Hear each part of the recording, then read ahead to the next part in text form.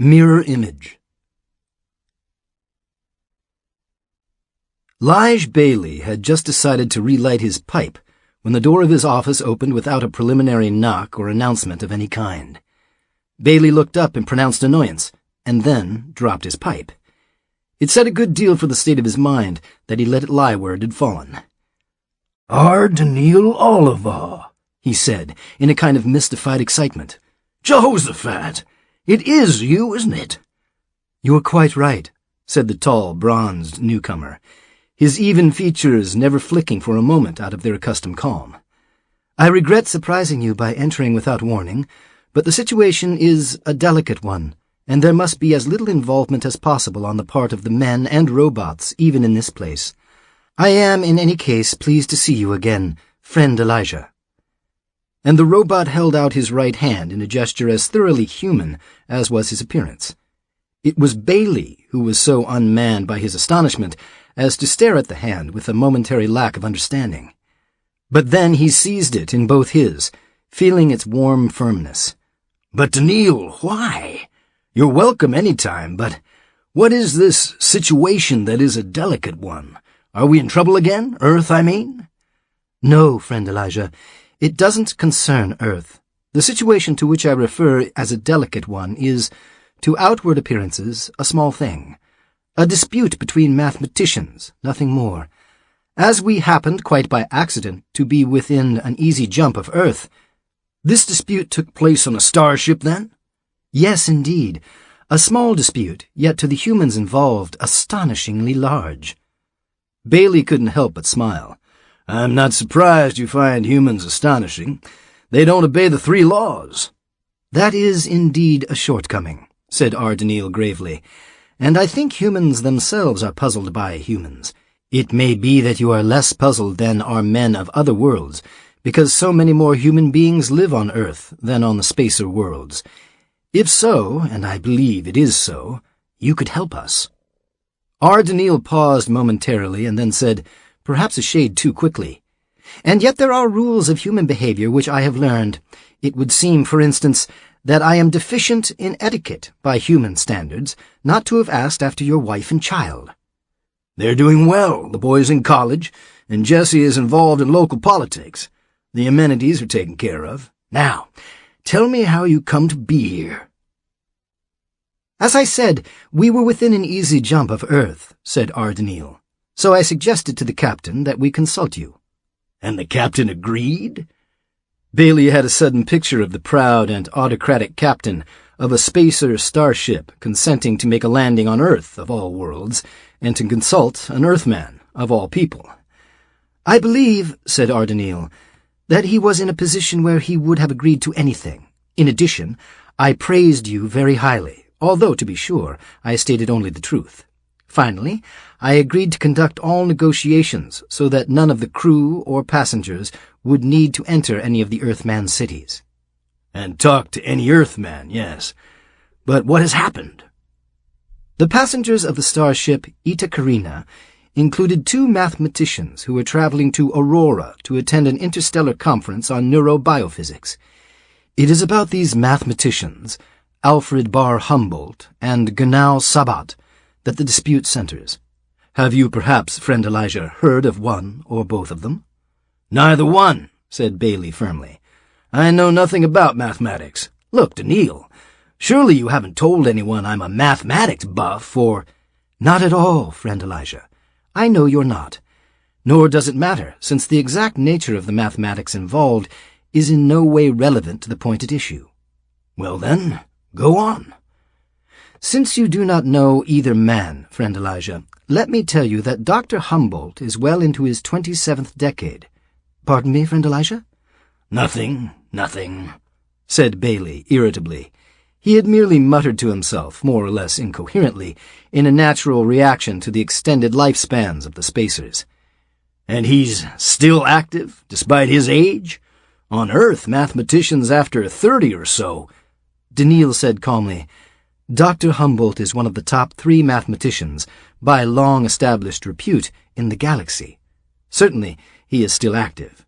Dr. Sabat, on the other hand, is quite young, not yet 50. But he has already established himself as the most remarkable new talent in the most abstruse branches of mathematics." "They're both great, then," said Bailey. He remembered his pipe and picked it up. He decided there was no point in lighting it now, and knocked out the dawdle. "What happened? Is this a murder case? Did one of them apparently kill the other?" "Of these two men of great reputation, one is trying to destroy that of the other. By human values, I believe this may be regarded as worse than physical murder." "Sometimes, I suppose. Which one is trying to destroy the other?" "Why, that, friend Elijah, is precisely the point at issue. Which?" "Go on." Dr. Humboldt tells the story clearly. Shortly before he boarded the starship, he had an insight into a possible method for analyzing neural pathways from changes in microwave absorption patterns of local cortical areas. The insight was a purely mathematical technique of extraordinary subtlety, but I cannot, of course, either understand or sensibly transmit the details. These do not, however, matter. Dr. Humboldt considered the matter, and was more convinced each hour that he had something revolutionary on hand, something that would dwarf all his previous accomplishments in mathematics. Then he discovered that Dr. Sabat was on board. "Ah, and he tried it out on young Sabat." "Exactly. The two had met at professional meetings before and knew each other thoroughly by reputation. Humboldt went into it with Sabat in great detail. Sabat backed Humboldt's analysis completely, and was unstinting in his praise of the importance of the discovery and of the ingenuity of the discoverer. Heartened and reassured by this, Humboldt prepared a paper outlining, in summary, his work and, 2 days later, prepared to have it forwarded subetherically to the co-chairman of the conference at Aurora, in order that he might officially establish his priority and arrange for possible discussion before the sessions were closed. To his surprise, he found that Sabat was ready with a paper of his own, essentially the same as Humboldt's, and Sabat was also preparing to have it sub-etherized to Aurora. "I suppose Humboldt was furious." "Quite." "And Sabat? What was his story?" "Precisely the same as Humboldt's, word for word except for the mirror image exchange of names. According to Sabat, it was he who had the insight, and he who consulted Humboldt. It was Humboldt who agreed with the analysis and praised it." "Then each one claims the idea is his, and that the other stole it. It doesn't sound like a problem to me at all. In matters of scholarship, it would seem only necessary to produce the records of research, dated and initialed. Judgment as to priority can be made from that. Even if one is falsified, that might be discovered through internal inconsistencies." "Ordinarily, friend Elijah, you would be right. But this is mathematics, and not in an experimental science. Dr. Humboldt claims to have worked out the essentials in his head. Nothing was put in writing until the paper itself was prepared. Dr. Sabat, of course, says precisely the same." "Well then, be more drastic and get it over with, for sure. Subject each one to a psychic probe and find out which of the two is lying." R. Daniel shook his head slowly. "Friend Elijah, you do not understand these men. They are both of rank and scholarship, fellows of the Galactic Academy. As such, they cannot be subjected to trial of professional conduct except by a jury of their peers, their professional peers, unless they personally and voluntarily waive that right." "Put it to them, then. The guilty man won't waive the right because he can't afford to face the psychic probe. The innocent man will waive it at once. You won't even have to use the probe." "It doesn't work that way, friend Elijah. To waive the right in such a case, to be investigated by laymen, is a serious and perhaps irrevocable blow to prestige. Both men steadfastly refuse to waive the right to special trial, as a matter of pride. The question of guilt or innocence is quite subsidiary." "In that case, let it go for now. Put the matter in cold storage until you get to Aurora. At the Neurobiophysical Conference, there will be a huge supply of professional peers, and then—" "That would mean a tremendous blow to science itself, friend Elijah. Both men would suffer for having been the instrument of scandal. Even the innocent one would be blamed for having been party to a situation so distasteful. It would be felt that it should have been settled quietly, out of court at all costs. All right, I'm not a spacer, but I'll try to imagine that this attitude makes sense. What did the men in question say? Humboldt agrees thoroughly. He says that if Sabat will admit theft of the idea and allow Humboldt to proceed with transmission of the paper, or at least its delivery at the conference, he will not press charges. Sabat's misdeed will remain secret with him, and of course with the captain, who is the only other human to be party to the dispute. But young Sabat will not agree? On the contrary, he agreed with Dr. Humboldt to the last detail, with the reversal of names, still the mirror image. So they just sit there, stalemated? Each, I believe, friend Elijah, is waiting for the other to give in and admit guilt. Well then, wait. The captain has decided this cannot be done.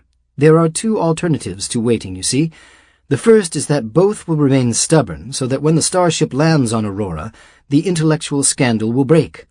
The captain, who is responsible for justice on board ship, will suffer disgrace for not having been able to settle the matter quietly, and that, to him, is quite insupportable. And the second alternative is that one or the other of the mathematicians will indeed admit to wrongdoing.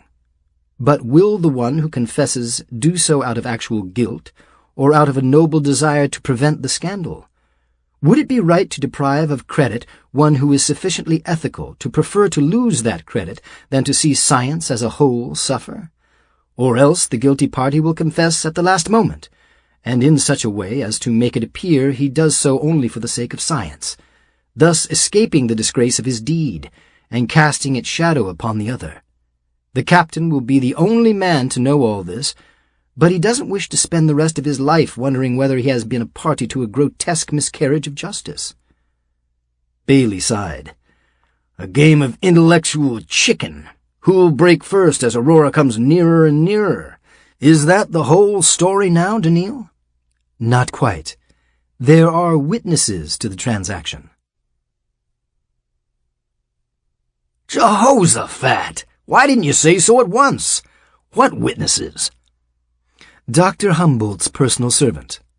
A robot, I suppose? Yes, certainly. He is called R. Preston. This servant, R. Preston, was present during the initial conference, and he bears out Dr. Humboldt in every detail. You mean he says that the idea was Dr. Humboldt's to begin with, that Dr. Humboldt detailed it to Dr. Sabat, that Dr. Sabat praised the idea, and so on? Yes, in full detail. I see. Does that settle the matter or not? Presumably not. You are quite right. It does not settle the matter, for there is a second witness. Dr. Sabat also has a personal servant, R. Ida, another robot of, as it happens, the same model as R. Preston, made, I believe, in the same year, in the same factory. Both have been in service for an equal period of time. An odd coincidence, very odd. A fact, I am afraid, and it makes it difficult to arrive at any judgment based on obvious differences between the two servants. R. Ida, then, tells the same story as R. Preston? Precisely the same story, except for the mirror image reversal of the names. R. Ida stated, then, that young Sabat, the one not yet 50... Lige Bailey did not entirely keep the sardonic note out of his voice. He himself was not yet 50, and he felt far from young. Had the idea to begin with, that he detailed it to Dr. Humboldt, who was loud in his praises, and so on. Yes, friend Elijah. And one robot is lying, then? So it would seem. It should be easy to tell which. I imagine even a superficial examination by a good roboticist. A roboticist is not enough in this case, friend Elijah. Only a qualified robo-psychologist would carry weight enough and experience enough to make a decision in a case of this importance. There is no one so qualified on board ship. Such an examination can be performed only when we reach Aurora. And by then the crud hits the fan. Well, you're here on Earth. We can scare up a robo-psychologist, and surely anything that happens on Earth will never reach the ears of Aurora, and there will be no scandal. Except that neither Dr. Humboldt nor Dr. Sabat will allow his servant to be investigated by a robo-psychologist of Earth. The Earthman would have to— He paused. Lige Bailey said stolidly, "He'd have to touch the robot." These are old servants, well thought of. And not to be sullied by the touch of an Earthman. Then what do you want me to do, damn it? He paused, grimacing. I'm sorry, Ardenil, but I see no reason for your having involved me. I was on the ship on a mission utterly irrelevant to the problem at hand. The captain turned to me because he had to turn to someone. I seemed human enough to talk to, and robot enough to be a safe recipient of confidences. He told me the whole story and asked what I would do. I realized the next jump would take us as easily to Earth as to our target. I told the captain that, although I was at as much a loss to resolve the mirror image as he was. There was on Earth one who might help. Jehoshaphat, muttered Bailey under his breath. Consider, friend Elijah, that if you succeed in solving this puzzle, it would do your career good, and Earth itself might benefit. The matter couldn't be publicized, of course, but the captain is a man of some influence on his home world, and he would be grateful. You just put a greater strain on me. I have every confidence, said Ardenil stolidly, that you already have some idea as to what procedure ought to be followed. Do you? I suppose that the obvious procedure is to interview the two mathematicians, one of whom would seem to be a thief. I'm afraid, friend Elijah, that neither one will come into the city, nor would either one be willing to have you come to them. And there is no way of forcing a spacer to allow contact with an Earthman, no matter what the emergency. Yes, I understand that, Daniil. But I was thinking of an interview by closed-circuit television. Nor that. They will not submit to interrogation by an Earthman. Then what do they want of me? Could I speak to the robots? They would not allow the robots to come here either. Jehoshaphat, Daniil, you've come? That was my own decision. I have permission, while on board ship, to make decisions of that sort without veto by any human being but the captain himself. And he was eager to establish the contact. I, having known you, decided that television contact was insufficient. I wish to shake your hand. Lige Bailey softened. I appreciate that, Daniil, but I still honestly wish you could have refrained from thinking of me at all in this case. Can I talk to the robots by television at least? That, I think, can be arranged. Something, at least. That means I would be doing the work of a robo-psychologist in a crude sort of way. But you are a detective, friend Elijah, not a robo-psychologist. Well, let it pass. Now, before I see them, let's think a bit. Tell me, is it possible that both robots are telling the truth? Perhaps the conversation between the two mathematicians was equivocal. Perhaps it was of such a nature that each robot could honestly believe its own master was proprietor of the idea. Or perhaps one robot heard only one portion of the discussion, and the other another portion, so that each could suppose its own master was proprietor of the idea. That is quite impossible, friend Elijah. Both robots repeat the conversation in identical fashion, and the two repetitions are fundamentally inconsistent. Then it is absolutely certain that one of the robots is lying? Yes. Will I be able to see the transcript of all evidence given so far in the presence of the captain, if I should want to? I thought you would ask that, and I have copies with me. Another blessing. Have the robots been cross-examined at all? And is that cross-examination included in the transcript? The robots have merely repeated their tales. Cross-examination would be conducted only by robo-psychologists. Or by myself? You are a detective, friend Elijah, not a— All right, Ardenil. I'll try to get the spacer's psychology straight. A detective can do it because he isn't a robo-psychologist. Let's think further. Ordinarily, a robot will not lie, but he will do so if necessary to maintain the 3 laws. He might lie to protect, in legitimate fashion, his own existence, in accordance with the 3rd law. He is more apt to lie if that is necessary to follow a legitimate order given him by a human being, in accordance with the 2nd law.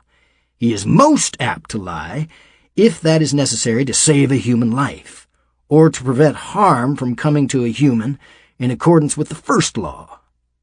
Yes. And in this case, each robot would be defending the professional reputation of his master, and would lie if it were necessary to do so. Under the circumstances, the professional reputation would be nearly equivalent to life, and there might be a near 1st law urgency to the lie. Yet by the lie, each servant would be harming the professional reputation of the other's master, friend Elijah. So it would, but each robot might have a clearer conception of the value of its own master's reputation, and honestly judge it to be greater than that of the others. The lesser harm would be done by his lie, he would suppose, than by the truth. Having said that, Lige Bailey remained quiet for a moment. Then he said, All right, then. Can you arrange to have me talk to one of the robots? To R-Ida first, I think. Dr. Sabat's robot? Yes, said Bailey dryly. The young fellow's robot. It will take me but a few minutes, said Ardenil. I have a micro-receiver outfitted with a projector. I will need merely a blank wall, and I think this one will do if you will allow me to move some of these film cabinets. Go ahead. Will I have to talk into a microphone of some sort? No, you will be able to talk in an ordinary manner. Please pardon me, friend Elijah, for a moment of further delay. I will have to contact the ship and arrange for R-Ida to be interviewed. If that will take some time, Daniil, how about giving me the transcript material of the evidence so far?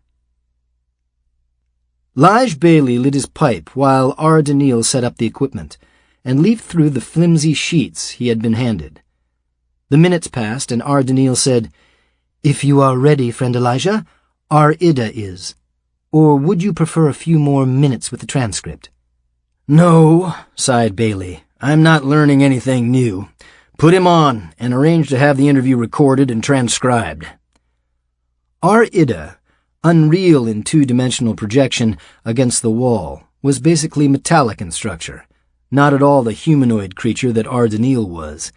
His body was tall but blocky, and there was very little to distinguish him from the many robots Bailey had seen, except for minor structural details. Bailey said, Greetings, R-Ida. Greetings, sir, said R-Ida in a muted voice that sounded surprisingly humanoid. You are the personal servant of Ganao Sabat, are you not? I am, sir. For how long, boy? For 22 years, sir. And your master's reputation is valuable to you? Yes, sir. Would you consider it of importance to protect that reputation? Yes, sir. As important to protect his reputation as his physical life? No, sir. As important to protect his reputation as the reputation of another? R-Ida hesitated. He said, Such cases must be decided on their individual merit, sir. There is no way of establishing a general rule. Bailey hesitated. The spacer robot spoke more smoothly and intellectually than Earth models did. He wasn't at all sure he could outthink one. He said, If you decided that the reputation of your master were more important than that of another, say, that of Alfred Bar Humboldt, would you lie to protect your master's reputation? I would, sir. Did you lie in your testimony concerning your master in his controversy with Dr. Humboldt? No, sir. But if you were lying, you would deny you were lying in order to protect that lie, wouldn't you? Yes, sir. Well then, said Bailey, let's consider this. Your master, Ganao Sabat, is a young man of great reputation in mathematics, but he is a young man. If, in this controversy with Dr. Humboldt, he had succumbed to temptation and had acted unethically, he would suffer a certain eclipse of reputation. But he is young, and would have ample time to recover. He would have many intellectual triumphs ahead of him, and men would eventually look upon this plagiaristic attempt as the mistake of a hot-blooded youth, deficient in judgment. It would be something that would be made up for in the future. If, on the other hand, it were Dr. Humboldt who succumbed to temptation, the matter would be much more serious. He is an old man whose great deeds have spread over the centuries. His reputation has been unblemished hitherto. All of that, however, would be forgotten in the light of this one crime of his later years, and he would have no opportunity to make up for it in the comparatively short time remaining to him. There would be little more that he could accomplish. There would be so many more years of work ruined in Humboldt's case than in that of your master, and so much less opportunity to win back his position. You see, don't you, that Humboldt faces the worse situation and deserves the greater consideration." There was a long pause. Then Ar-Ida said, with unmoved voice, "My evidence was a lie. It was Dr. Humboldt whose work it was, and my master has attempted wrongfully to appropriate the credit." Bailey said, "Very well, boy. You are instructed to say nothing to anyone about this until given permission by the captain of the ship. You are excused." The screen blanked out, and Bailey puffed at his pipe. "Do you suppose the captain heard that, Daniil?" "I am sure of it. He is the only witness, except for us." "Good. Now for the other." "But is there any point to that, friend Elijah, in view of what Ar-Ida has confessed?" "Of course there is. Ar-Ida's confession means nothing." "Nothing?" "Nothing at all. I pointed out that Dr. Humboldt's position was the worse. Naturally, if he were lying to protect Sabat, he would switch to the truth, as, in fact, he claimed to have done. On the other hand, if he were telling the truth, he would switch to a lie to protect Humboldt. It's still mirror image, and we haven't gained anything." "But then what will we gain by questioning R. Preston?" "Nothing, if the mirror image were perfect. But it's not. After all, one of the robots is telling the truth to begin with, and one is lying to begin with, and that is a point of asymmetry. Let me see R. Preston, and if the transcription of Ar-Ida's examination is done, let me have it." The projector came into use again. R. Preston stared out of it, identical with Ar-Ida in every respect, except for some trivial chest design. Bailey said, "Greetings, R. Preston."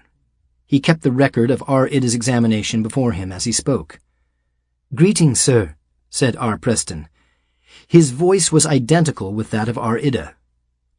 "You are the personal servant of Alfred Barr Humboldt, are you not?" "I am, sir." "For how long, boy?" "For 22 years, sir." "And your master's reputation is valuable to you?" "Yes, sir." "Would you consider it of importance to protect that reputation?" "Yes, sir." "As important to protect his reputation as his physical life?"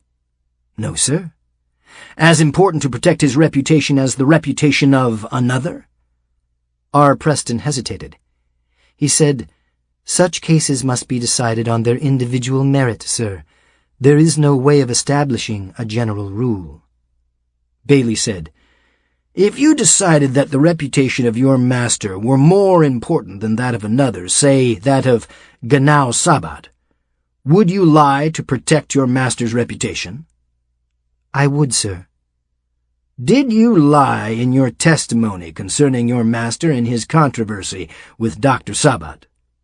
"No, sir." "But if you were lying, you would deny you were lying in order to protect that lie, wouldn't you?" "Yes, sir." "Well then," said Bailey, "let's consider this. Your master, Alfred Barr Humboldt, is an old man of great reputation in mathematics, but he is an old man. If, in this controversy with Dr. Sabat, he had succumbed to temptation and had acted unethically, he would suffer a certain eclipse of reputation.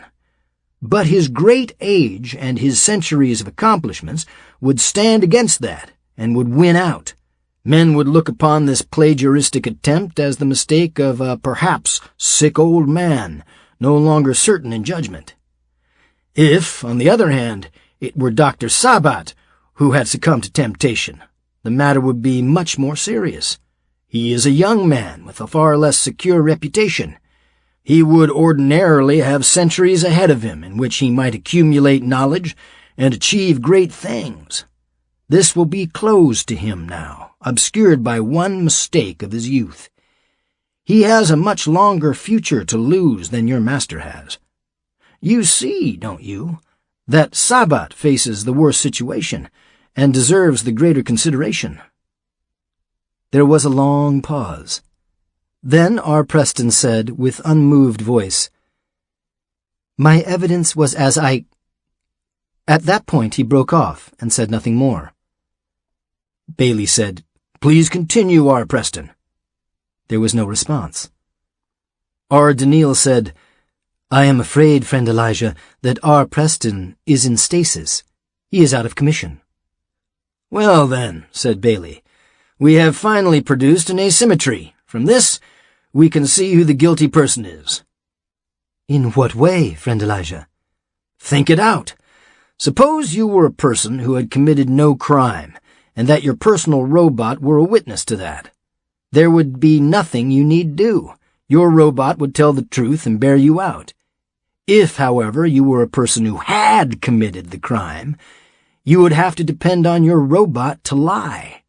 That would be a somewhat riskier position, for although the robot would lie, if necessary, the greater inclination would be to tell the truth, so that the lie would be less firm than the truth would be. To prevent that, the crime-committing person would very likely be strengthened by second law, perhaps very substantially strengthened." "That would seem reasonable," said R. Daniil. "Suppose we have one robot of each type. One robot would switch from truth, unreinforced, to the lie, and could do so after some hesitation, without serious trouble. The other robot would switch from the lie, strongly reinforced, to the truth, but could do so only at the risk of burning out various positronic trackways in his brain and falling into stasis." "And since R. Preston went into stasis—" "R. Preston's master, Dr. Humboldt, is the man guilty of plagiarism. If you transmit this to the captain and urge him to face Dr. Humboldt with the matter at once, he may force a confession. If so, I hope you will tell me immediately." "I will certainly do so. You will excuse me, friend Elijah. I must talk to the captain privately." "Certainly. Use the conference room. It's shielded." Bailey could do no work of any kind in R. Daniil's absence. He sat in uneasy silence. A great deal would depend on the value of his analysis, and he was acutely aware of his lack of expertise in robotics. R. Daniil was back in half an hour, very nearly the longest half hour of Bailey's life. There was no use, of course, in trying to determine what had happened from the expression of the humanoid's impassive face. Bailey tried to keep his face impassive. "Yes, R. Daniil?" he asked. "Precisely as you said, friend Elijah. Dr. Humboldt has confessed. He was counting, he said, on Dr. Sabat giving way and allowing Dr. Humboldt to have this one last triumph. The crisis is over, and you will find the captain grateful. He has given me permission to tell you that he admires your subtlety greatly, and I believe that I myself will achieve favor for having suggested you." "Good," said Bailey, his knees weak and his forehead moist now that his decision had proven correct. "But Jehoshaphat, R. Daniil, don't put me on the spot like that again, will you?" "I will try not to, friend Elijah. All will depend, of course, on the importance of a crisis, on your nearness, and on certain other factors. Meanwhile, I have a question." "Yes?" Was it not possible to suppose that passage from a lie to the truth was easy? while passage from the truth to a lie was difficult? In that case, would not the robot in stasis have been going from a truth to a lie? And since R. Preston was in stasis, might one not have drawn the conclusion that it was Dr. Humboldt who was innocent, and Dr. Sabat who was guilty? Yes, Ardenil, it was possible to argue that way, but it was the other argument that proved right. Humboldt did confess, didn't he? He did, but with arguments possible in both directions, how could you, friend Elijah, so quickly pick the correct one? For a moment Bailey's lips twitched. Then he relaxed, and they curved into a smile. Because, Ardenil, I took into account human reactions, not robotic ones. I know more about human beings than about robots.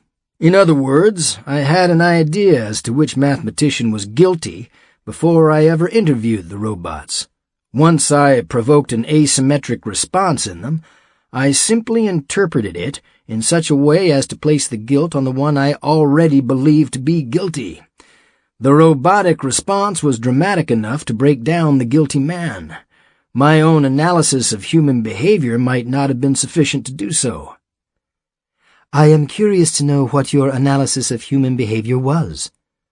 Jehoshaphat, Ardenil, think, and you won't have to ask. There is another point of asymmetry in this tale of mirror image besides the matter of true and false. There is the matter of the age of the two mathematicians. One is quite old, and one is quite young. Yes, of course.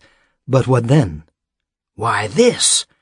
I can see a young man flushed with a sudden, startling, and revolutionary idea consulting in the matter an old man whom he has, from his early student days, thought of as a demigod in the field.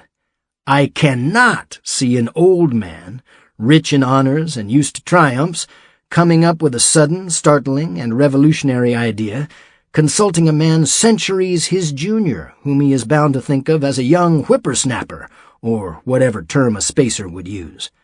Then, too, if a young man had the chance, would he try to steal the idea of a revered demigod? It would be unthinkable. On the other hand, an old man, conscious of declining powers, might well snatch at one last chance of fame, and consider a baby in the field to have no rights he was bound to observe. In short, it was not conceivable that Sabat steal Humboldt's idea, and from both angles, Dr. Humboldt was guilty. Ardenil considered that for a long time. Then he held out his hand. I must leave now, friend Elijah. It was good to see you. May we meet again soon. Bailey gripped the robot's hand warmly. If you don't mind, Ardenil, he said, not too soon.